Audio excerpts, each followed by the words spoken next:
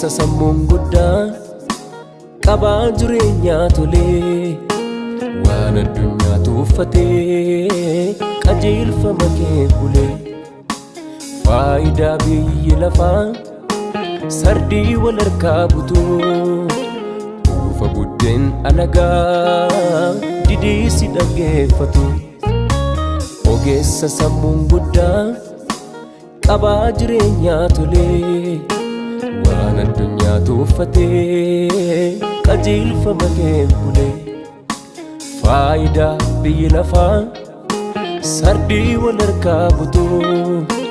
dhufa buddeen alagaa didii si dhaggeeffatu hubataa qalbiin karaa lubbuutti laatu gatii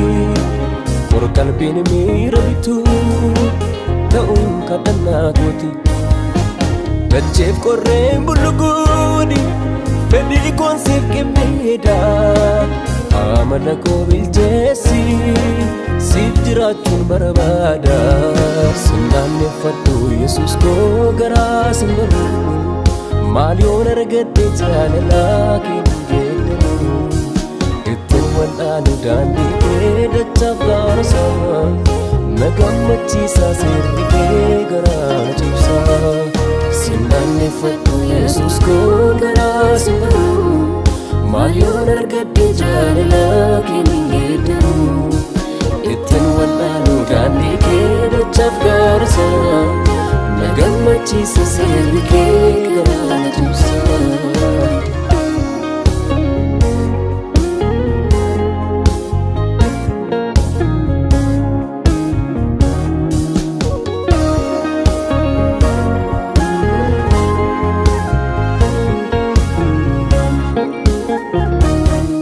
Siifan argamaa fuula kee dura waamtee nan dhabine didee sin aarsu yaada kee duuba jiraadhu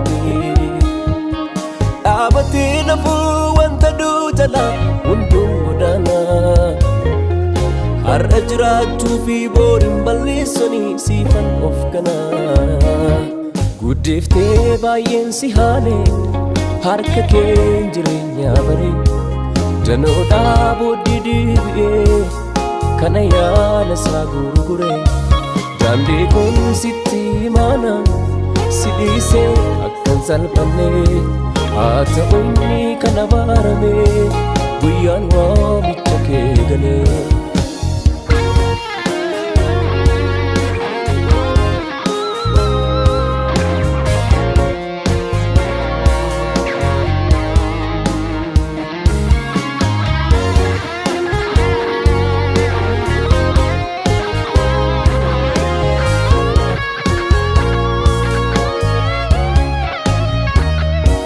Salphina ulfinatti lakkaa'uun jaarraa abshaalummaa fakkaate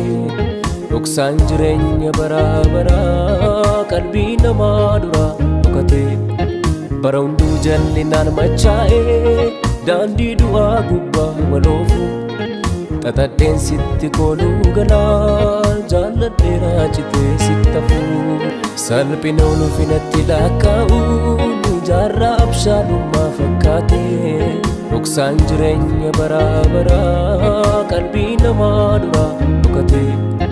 bara hunduu jallinaan machaa'ee daandii du'aa gubbaa waloofu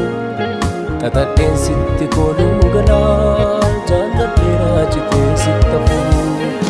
hafuura qulqulluu hafuura qulqulluu hafuura qulqulluu hafuura qulqulluu hafuura qulqulluu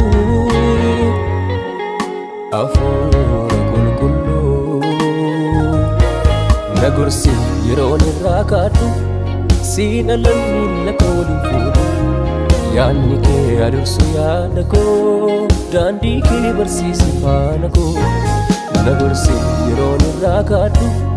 siin alan miila koo waliin fuudhu